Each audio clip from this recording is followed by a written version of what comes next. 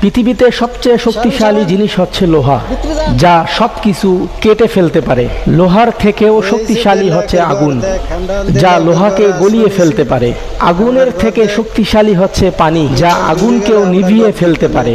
পানির থেকেও শক্তিশালী হচ্ছে মানুষ, যে সেই পানিকে খেয়ে ফেলতে পারে। মানুষের থেকেও শক্তিশালী হচ্ছে মৃত্যু, যা মানুষের অস্তিত্ব ধ্বংস করে ফেলতে পারে।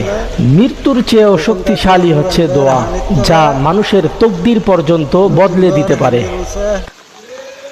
গরু গো সব হানির তলা ওই মামুনিয়া গরুলে যার ওই যে খায়ের কাকুয়ে হানির তলে হানকা আইতে আইতেছে সব ডুবি গেছে রে।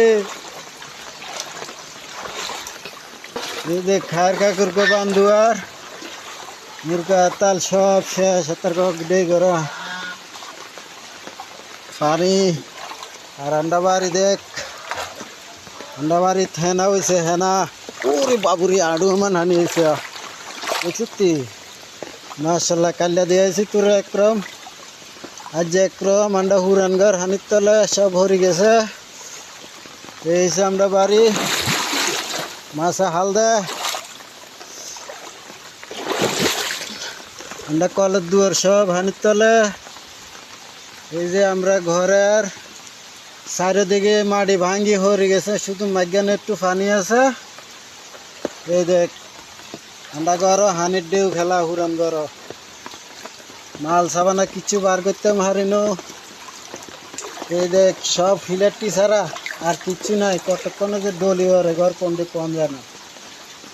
এই দেখ এইদিকের অবস্থা আর আমরা বিল্ডিং এর তালা মারা ঘরের ভিতরে হানি এক বিয়ত দরজার তলে দিয়ে হানি ঢুকতে আছে।